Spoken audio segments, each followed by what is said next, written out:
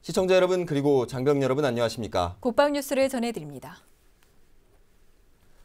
국방부가 6.25 전쟁 당시 전사한 중국군 유해 68구를 본국에 송환했습니다. 2013년 한중 정상이 합의한 이후 이번이 두 번째로 분단 70년을 맞아 양국 관계를 한 단계 격상시키는 계기가 될 것으로 전망됩니다. 정상윤 중입니다. 한국과 중국은 20일 6.25 전쟁 당시 전사한 중국군 유해 인도식을 거행했습니다. 이번 인도식은 백승주 국방부 차관과 더우위페이 중국 민정부 부부장이 공동으로 주관한 가운데 진행됐습니다. 중국군 유해는 지난 16일 송환을 위한 입관식을 마쳤으며 입관식을 마친 중국군 유해 68구는 인천공항에서 중국군 수송기를 통해 고국의 품으로 돌아갔습니다. 송환되는 68구의 중국군 유해는 지난해 4월부터 11월까지 8개월간 철원과 파주, 연천 등 주요 접전 지역을 중심으로 발굴됐습니다.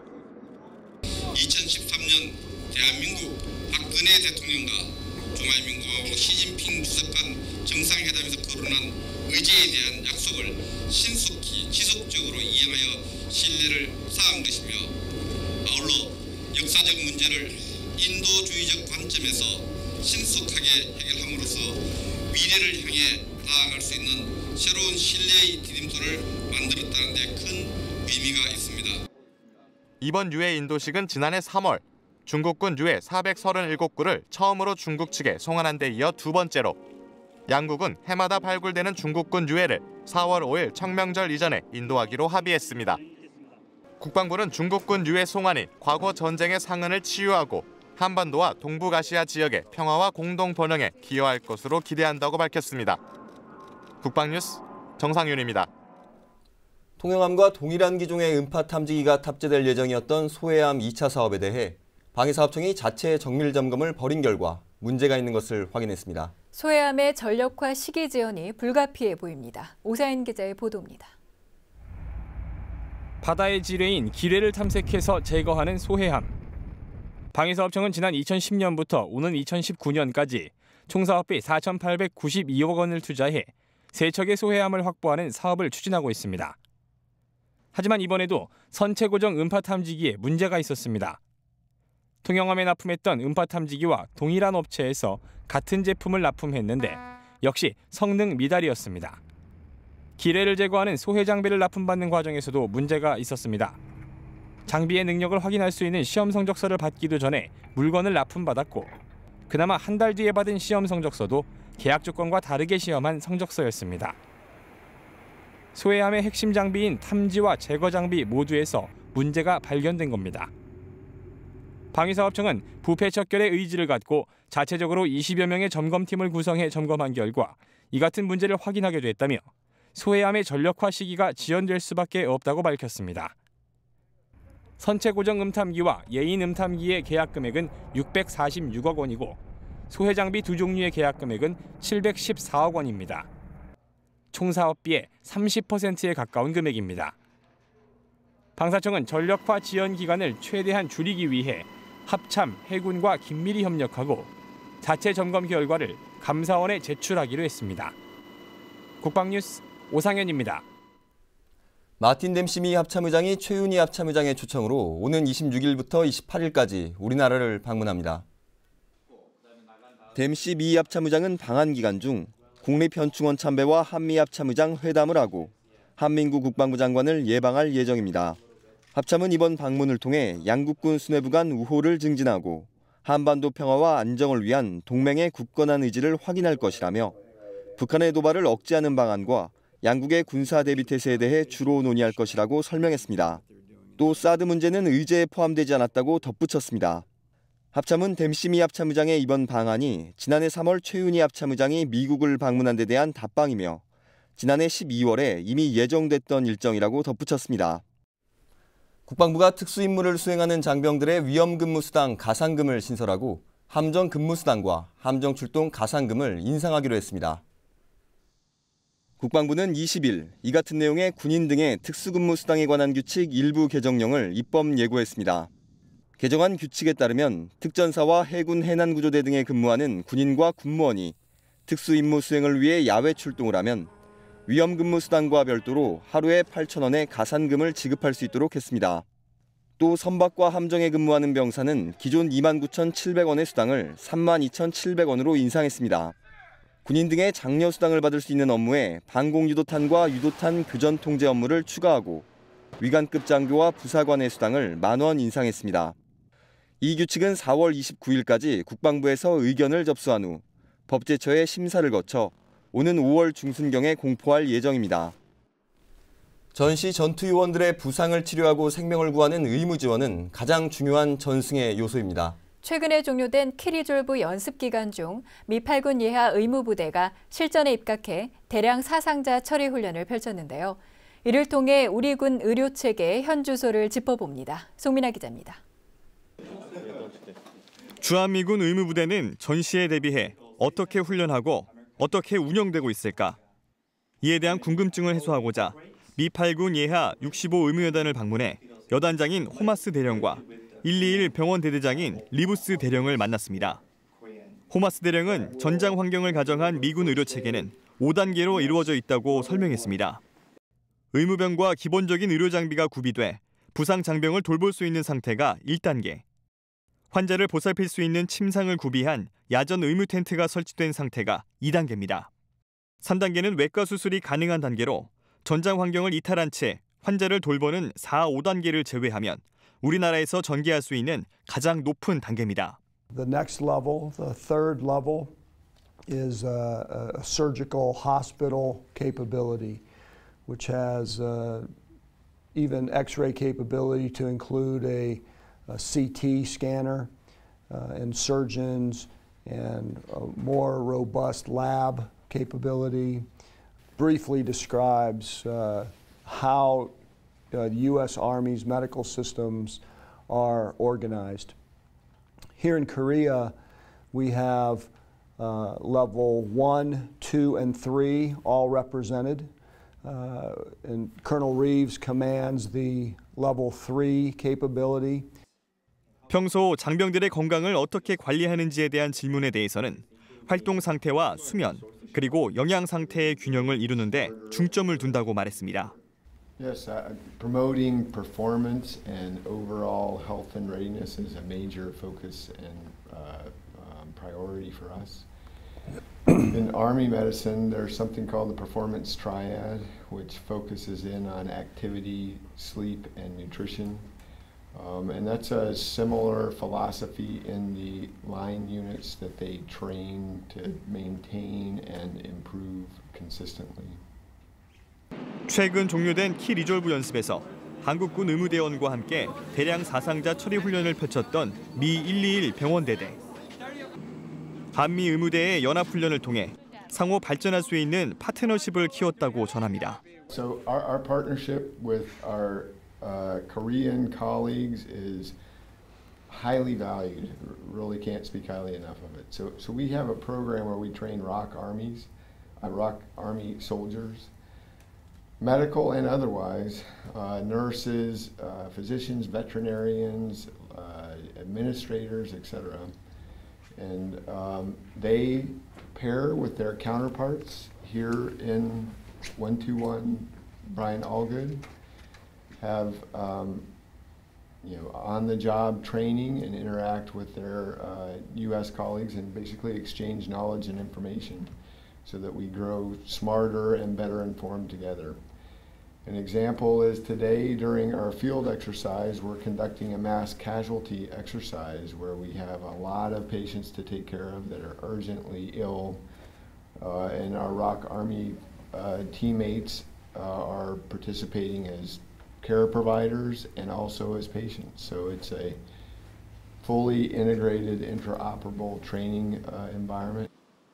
그렇다면 우리 군의 의료 체계는 어떻게 운영되고 있을까? 지난 30여 년간 민간병원에서 전문의로 활동하다 국군 수도병원으로 오게 된 김종순 박사는 외부 전문 의료진이 군병원으로 유입되면서 의료 서비스의 질이 한층 더 높아졌다고 말합니다. 군 의료에서는 대부분 그 단기 군의 간에 의존하다 보니까 그 한계가 있고 또 장기군이 갖는 지원 비율이 점차적으로 떨어지는 그런 추세에서 민간 전문직 의사들이 를 영입해서 이러한 부분에 어떤 공백을 메우는 그러한 보완적인 방법으로 시행이 됐습니다. 실제 시행한 결과 민간 전문직 의사들이 시니어 그룹인 경우에는 민간 병원에 장점을 잘 도입을 하고 그리고 또 진료에 대한 오랜 경험으로서 후배들을 지도하는 그런 효과를 기대하고 있고요. 군 특성상 발생할 수 있는 부상을 보다 전문적으로 치료해 부상 장병을 효율적으로 줄여나가고 전투력을 보존하기 위한 국군 중증외상센터의 건립도 추진 중입니다. 민간 의료 차원에서 접하기 어려운 군의 특수한 총상, 화상, 파편상 이런 부분들에 대해서 집중적으로 우리가 전문화시켜서 관리를 하고 또 이러한 것들을 민과 협력해서 국가 재난에도 기여를 하기 위해서 지금 설립 추진 중에 있습니다. 김 박사는 우리 군 의료 체계의 발전을 위해 조언도 아끼지 않았습니다. 항상 전시 상태를 대비하는 미군의 의료 체계를 모델 삼아 우리 실정에 맞게 발전시킬 필요가 있다고 언급했습니다. 군 의료에서도 역시 미국의 군 의료 체계가 가장 앞섰다고 볼 수가 있습니다.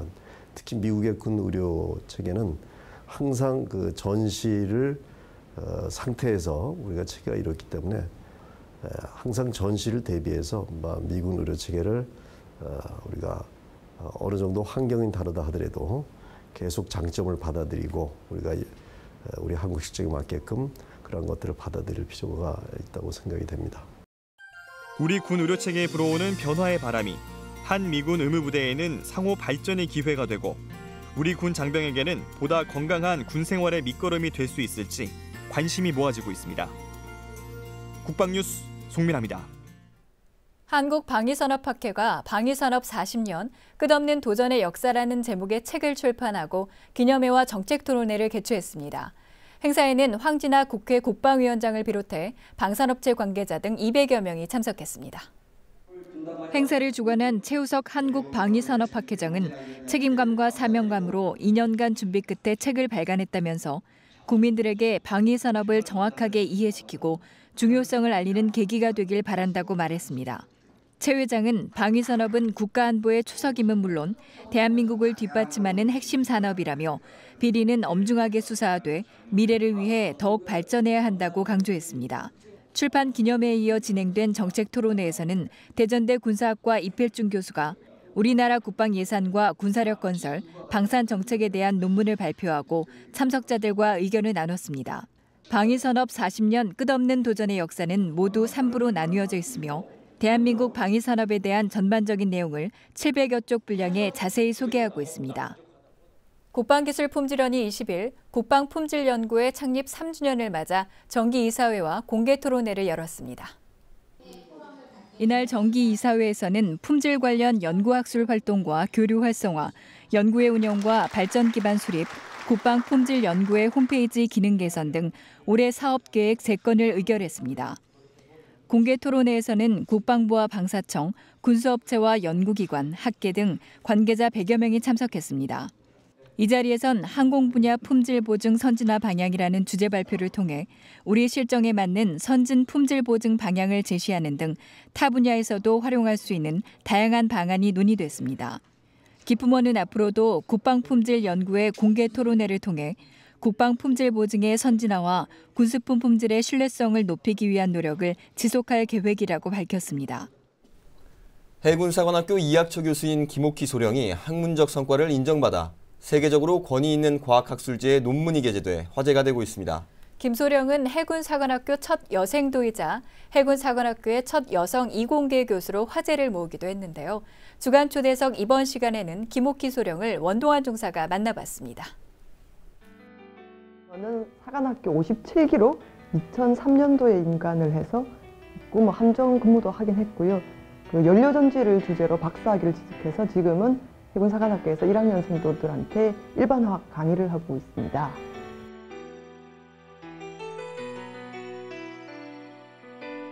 1999년 해군사관학교 첫 여자 사관생도로 입대한 김옥희 소령.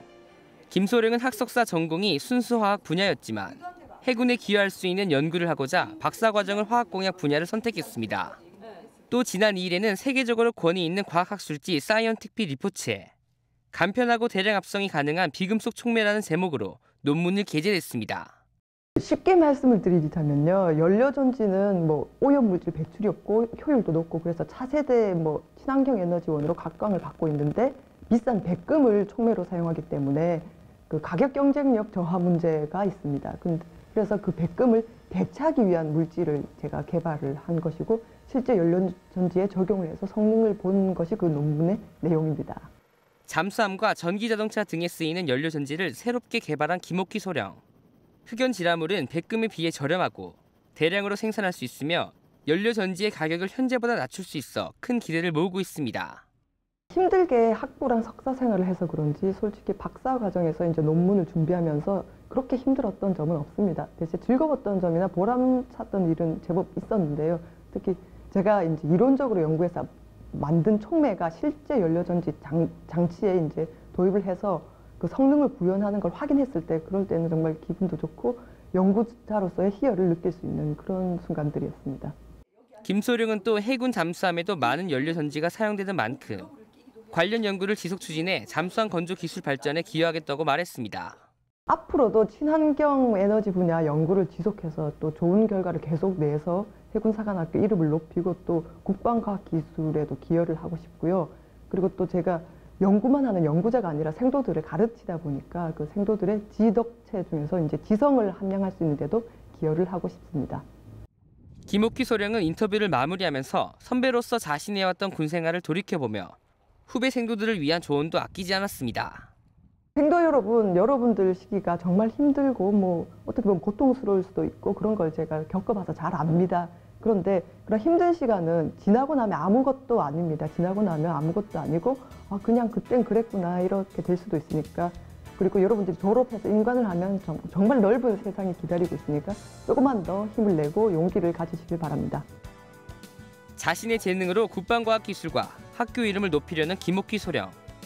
해군 장교로서 우수한 능력과 자부심으로 더 많은 도전을 준비하고 있습니다.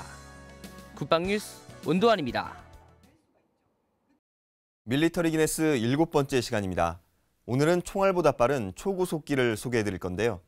역사상 가장 빠른 제트기, 바로 SR-71입니다. SR-71은 미국의 전략 정찰기입니다. 기체가 온통 검은색이어서 블랙버드라는 별칭을 갖고 있는데요. 런던에서 로스앤젤레스까지의 거리를 평균 시속 1,435마일로 불과 1시간 54분 만에 비행할 수 있는 제트기입니다. SR-71은 1950년대에 개발이 시작돼 1960년대 중반 실전 배치됐는데요. 냉전 시대의 산물로 등장한 이 정찰기는 최대 속도 마하 3.29에 운용고도 9만 피트라는 뛰어난 스펙을 자랑하고 있습니다. 고속 비행의 마찰열로부터 보호하기 위해 기체 대부분이 티타늄으로 제작됐고 기체 표면은 레이더 전파를 흡수하고 온도를 낮추기 위해 검정 페인트를 칠했는데요. SR-71은 속도뿐만 아니라 정찰 능력도 탁월해 높은 상공에서 골프장에 골프공을 촬영할 수 있을 정도였다고 합니다. 또 정찰 장비 이외에도 전자정보 수집과 적외선 장비를 탑재해 임무에 맞게 사용할 수 있었습니다. 그 결과 냉전 시절 소련 깊숙한 곳까지 침투해 수많은 정보를 탐지했고 리비아와 이스라엘 등 분쟁 지역에도 그 모습을 드러냈는데요. 뿐만 아니라 한반도에도 수시로 출동해 정찰 활동을 벌였고 당시 북한은 SR-71을 향해 대공미사일을 발사했지만 빠른 속도와 높은 고도로 인해 명중시키지 못했다고 합니다. 전설의 제트기 SR-71은 미 공군과 해군, 나사에서도 운용되다가 1998년 퇴역했는데요. 비록 정찰 임무에서 퇴역했지만 26년의 운용 기간 중 세계에서 가장 빠르고 높은 고도에서 비행한 항공기였습니다. 어느덧 완연한 봄이 다가왔습니다. 따뜻한 날씨에 나른한 춘곤증이 느껴질 시기인데요. 이런 때일수록 우리 군에서는 안전사고에 더욱 주의해야 하는데요. 특히 화기를 사용할 때는 잠깐의 실수가 큰 사고로 이어질 수 있다는 점 잊지 마시고요. 겨우내 못했던 운동 즐기시면서 춘곤증도 이겨내고 따뜻한 봄의 기운도 만끽하시기 바랍니다. 국방뉴스를 마칩니다. 시청해주신 여러분 고맙습니다.